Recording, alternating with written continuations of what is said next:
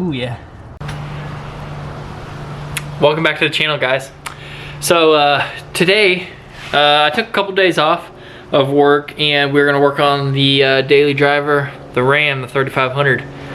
Got a little problem with it. The heater is not working, so I believe the heater core is clogged, and that's my problem because I touched the inlet and the outlet side and of the hoses that go to the heater core, and they are both the same temperature, or feel the same. They feel the same temperature, so and it's not getting cold as it comes out. So I believe it's clogged. They say that it happens quite a bit. The truck has 115,000 miles, I think, on it right now. So we're gonna do several items to the truck. I'll show you here, and we'll get started here. Okay guys, so we have the flush that I'm gonna do. We got a brand new water pump, thermostat, a heavy duty serpentine belt. Got all this stuff basically from Napa. And then we're gonna run, I bought this Sinister diesel. It is a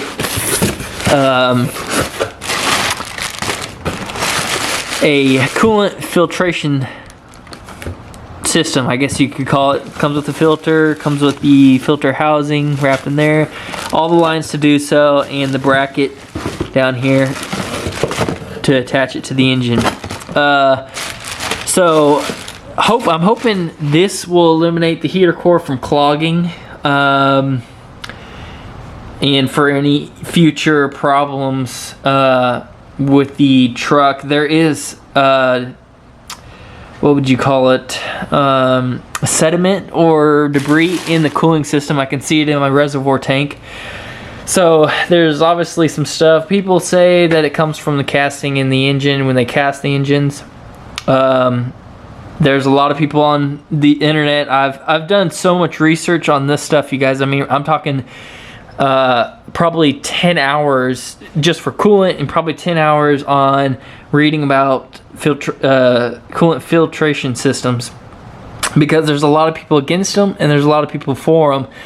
And the people who run them, they do pull the filters off, they cut them open, and there is stuff in the filters. So I mean, you can't really say that it's not happening. There's a lot of people on the internet says that these systems aren't worth the money, and I don't know. We'll see. I'm gonna try it. I think it's good insurance. I plan on keeping the truck forever, I guess. Yeah, I mean, I want to take care of the truck as best as I can. That's why it took me so long to decide on a coolant to run in the truck.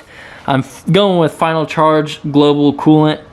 I know a lot of people go with the Go5. I can't remember the name. I think it's made by Valvoline. I ran this coolant before in another truck I had, and it still has that coolant and is still running that coolant. So I'm gonna run this coolant. I was going to go with this is a OAT coolant.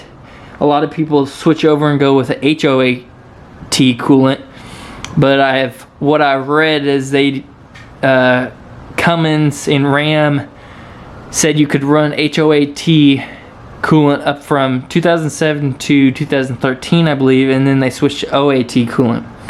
I bought NOAT coolant because it has nitrite, and nitrite is supposed to prevent any corrosion or anything happening in the engine. I guess it's an extra additive that'll help. It was Cummins. Okay, so guys, so sorry my battery died on my camera. So anyways, I spent like 10 hours researching coolant.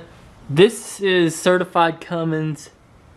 Anyways, it says Cummins CES 14603. That's certified as Cummins.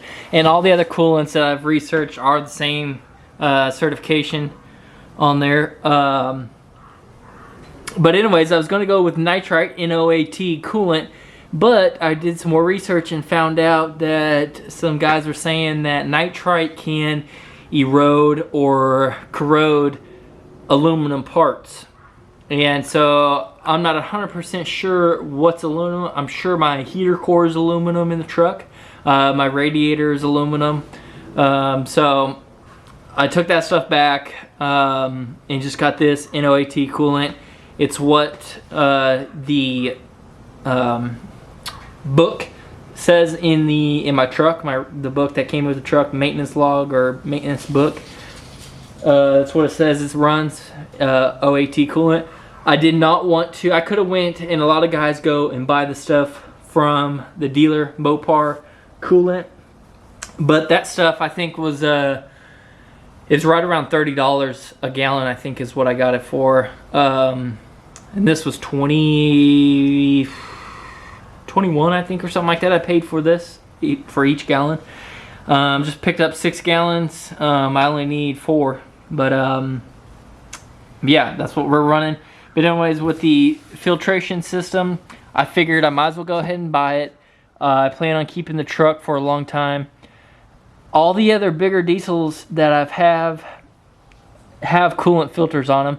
Now they are in high flow areas, which a lot of people were saying these don't really work because there's not enough flow on them. And I agree with that. I wish there's a setup, someone made a setup that had high flow going through it. But I couldn't find anything for that or like that. So I went with this Sinister diesel one. It wasn't too bad. And we'll throw that on there just for extra insurance for the future, because I don't want to have to unclog my heater core every year or whatever it is. But people also said you don't have to worry about anything clogging if you change your coolant enough. Well, this coolant's rated for a long time. I mean, let's see here if it says guaranteed protection for 1 million miles of on-road use, 8 years or 20,000 hours of off-road use. So it's the stuff this new coolant's rated for such a long time. Like my coolant that I have in my truck right now, I'm sure it's stock coolant, and it's rated for 150,000 miles, but I only have 115 on it. So, and I'm already getting clogged, and it's such a big process to do this that it's not worth changing every 2 years or whatever you want to do it. And it costs so much. But anyways, I got all my distilled water over there. I'm going to flush that with everything, or flush it several times to get everything out, to put that new stuff in, and that's probably what I'll run from now on. And I'm going to do the water pump while I'm there, and serpentine belt while I have everything off, because I have to take the alternator off for that coolant filter. Okay, so what I got going on here right now, you guys, is I've taken the grill off, the front top shroud here that covers this up, the front grill, and the inner fender well on my truck here. As you can see, there's the coolant reservoir, and I don't know if you guys can see all that sediment at the bottom there. We got to get all that out, and I'm going to show you how I'm going to do that. Just take this hose off, and then we'll rinse it, just blow it out with a tool I made. My coolant drain is right down here.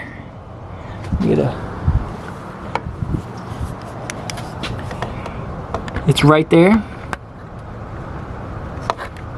If you can see it, there's a little barb on the end I hooked a hose to, and it's draining out right into here with the hose. That drain takes it's probably different.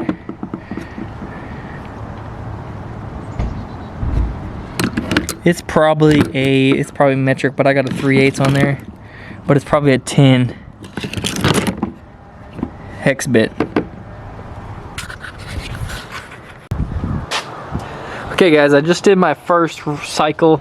We're refilling. Obviously you can see it's pretty clear now. All I did is, for my first one, it says on this bottle here to just put straight water in it, run it for 10 minutes, drain that, and then add the flush into it. Sorry, I was reading. Yeah, so I add the flush and then run it for another 10 minutes or so, and then you can drain that and reflush it. And so that's what I did. I just filled it up with my garden hose here through the container. That's the only spot I can fill it up through. Filled it up, and then we capped it, ran it for another 10 minutes, got it up to operating temperature. The thermostat opens up around 195, I think, and it would go to 190. It always, I saw the last week I've been driving the truck, watching what the thermostat does, and it opens up right around 135, and then it drops. So I know what the oil temperature gets up to, operating temperature, and I know the coolant also. So I did that, ran it for 10 minutes, it got up to operating temperature. I let it do a couple cycles, let the thermostat open a couple times, and then I shut it off. We're draining it now, and we will add the flush into it and fill it up, the rest of it with I'll do distilled water with that. Alright guys, so we're done draining here. That's how much we got out of it. It's probably about the same as we did last time, a little less. Anyways, I re-looked at my manual for the truck, and for some reason it says 5.7 gallons of coolant for this engine, which seems a little low for me. I think I read online that it was 8, so we'll have to see. But I mean, we're not getting 5.7 out of it. That's a 5-gallon bucket right there. So we'll see what we can do. I'm gonna add the flush here. This is all O'Reilly's had, so we'll use it, and then we'll flush it, fill it up, run it, and that'll be it, and we'll be back. Okay guys, so we ran it for a good 10 minutes. I shut the engine off. This is after we put the flush in it. Heater's been running, everything's been running. Put the flush fluid in it, filled it up with water, garden hose water. Shut it off after 10 minutes. I stopped, pulled these 2 clamps off here for your EGR. There's little washers or metal seals in between these, so you gotta watch out when you take it off. But you take these 2 off. There's a clamp here that goes in the middle. There's a bolt underneath there to take your thermostat out. So I went ahead, took my thermostat out, put everything back on just really quickly. Not a big deal. Didn't even line these up how they were. Started it up, let it run for a little while longer. So we're gonna drain that now. I'm gonna flush it, put some distilled water in it, run it, and we'll see what color it is after that comes out. After that, then we'll determine if we need to flush it again with distilled water, or go ahead and continue for our repairs, water pump, thermostats, belt, and all that, and then we'll start filling it up with fluid. Here's my thermostat. I thought they came with 200s, but this one's a 190, which makes sense.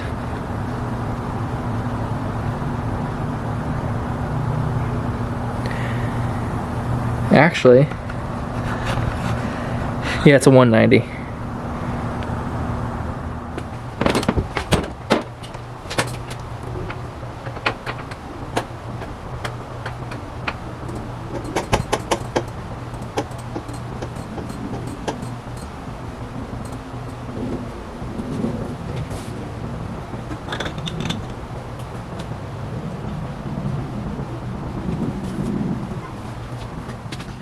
Alright guys, so we got that draining. It's pretty clear. It's not too bad. That's a little red still. But it's not too bad. Also, a tool you might need is these little body puller, I don't know what they're called. You can get them at Napa. It's to pull those plastic clips off around your car, around your whatever parts you pull off. And it is a 10mm hex bit for your drain pitcock. So we'll go ahead and do that. This is my deal here, and you'll see it. I made this up. They sell them on Amazon. Can't remember what they're called, but you can find them. It's a flusher, but I can't remember. It hooks to water and air. But anyways, so we're gonna go ahead, plug this side into your heater core hose, and you'll push compressed air through here and turn your water on here. You don't want to over pressurize your heater core because you can blow it out and ruin it. But this is just a simple one I put together. I think they're $50 for the ones online. They are better looking and actually look like a gun. That water hose, it's a little better looking than just pipe fittings. But anyways, that's what I got. I think I got $20 in this whole setup here, so that's fine by me. I'll show you guys when I use that though. Okay, so we filled that tub up. Here it is. It's still pretty dirty looking. That's actually really dirty looking. Had to make a adjustment to my deal here. This was just a pipe fitting. I took it, heated it up, and just kind of bent it down over the anvil to give me a taper so it'll fit into the hose on my truck, on the heater core. Okay guys, here's my setup. I took both the heater lines off. I'm gonna grab the back one here because I believe this one is the out. Okay, I got it on there. Here's the outlet. Let's see what. Ooh, yeah. I don't know if you guys can see that. It is dirty though.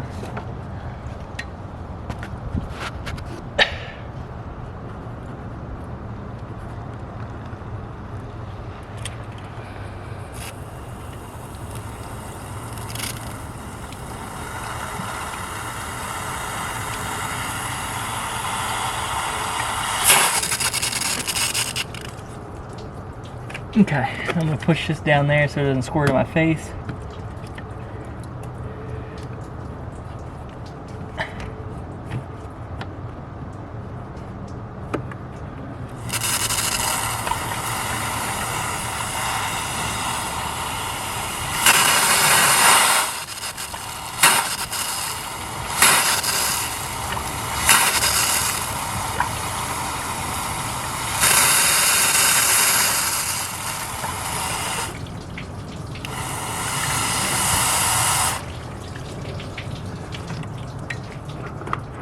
Okay, we'll repeat the same deal on the other side. Let's see if we can push this hose over.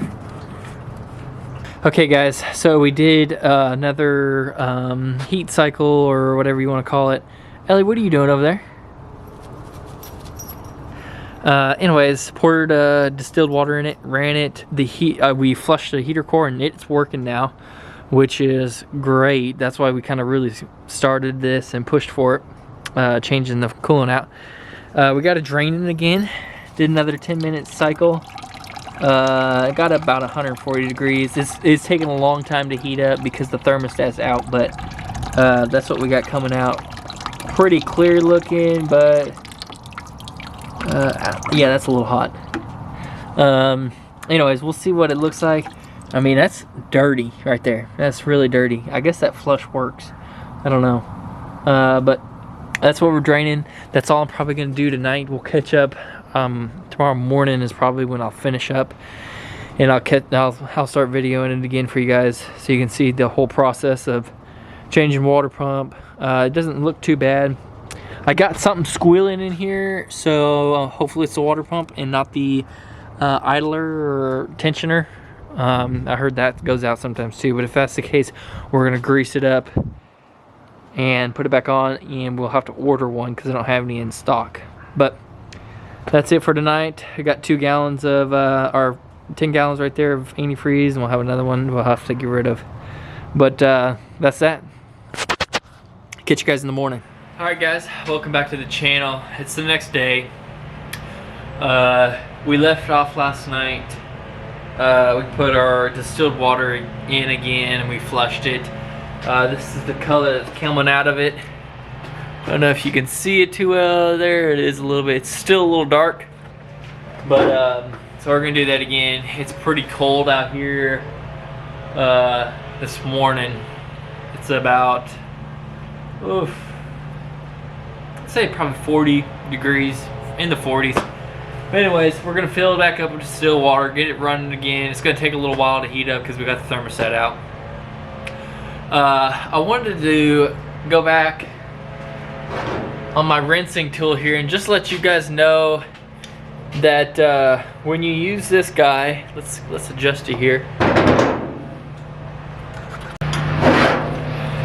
When you use this guy here, if you make one, so I'm gonna only, when I'm running, I got pretty good pressure here at the house. I was only cracking it halfway there and just barely cracking the air out. You don't want to go, I want to make sure you guys know, you don't want to go too aggressive with this. My air tank is 100 I don't know I think it's set at 120 psi is what my air tank is, and you really just want to crack it, the air, just a little bit every once in a while to blow it out. You don't want to go too aggressive because you'll ruin your heater core. But I just wanted to make sure you guys know that if you're going to do something like this. And these are all 1/2-inch fittings, if you guys were wondering. 1/2-inch pipe, everything. And I just heated it up. I showed you guys yesterday. Heated it up and just tapered this. I was thinking it was a 1/2-inch hose on there, but it's only like oh, I don't know, it's smaller than 1/2 inch. I don't know what exactly size it is, but I had it, and it only went on like that much onto the threads there. But I wanted to keep it threads, and I was going to buy adapters, but I forgot to do that to adapt it down to the size. But anyways, just wanted to just comment on that again for you guys. But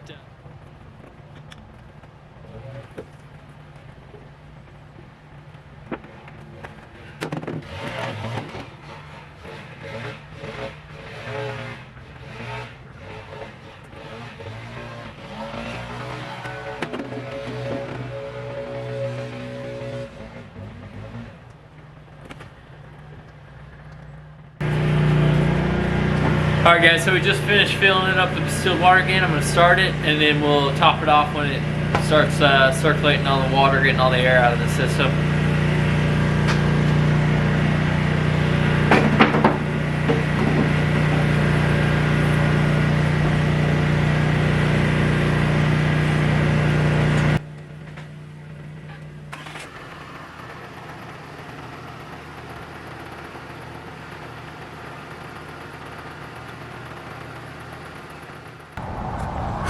Alright guys, so we just did that finished flush.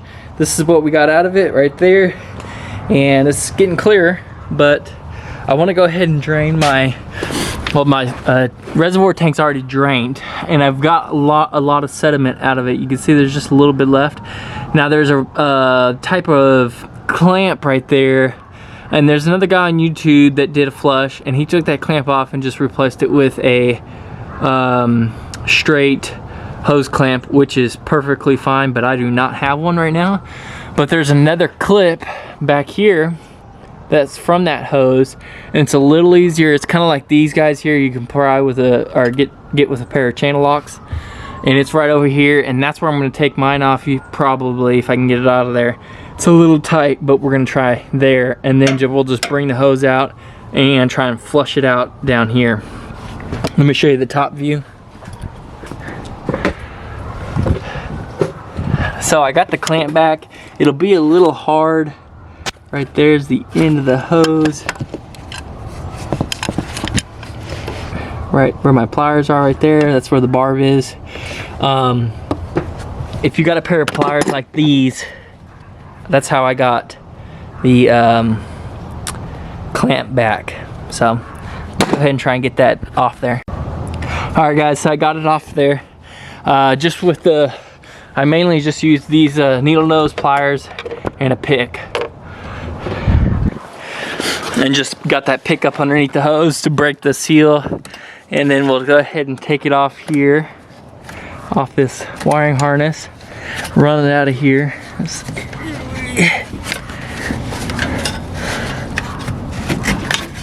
Okay.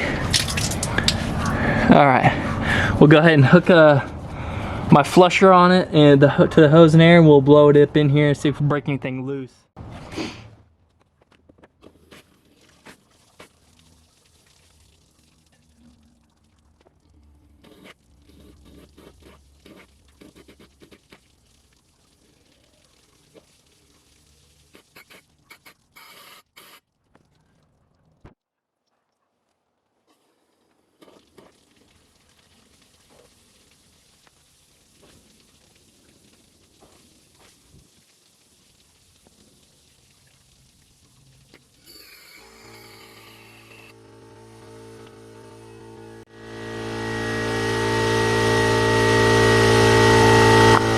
Alright guys, I think we got it flushed out pretty dang good. You can see it up in there, it looks clear.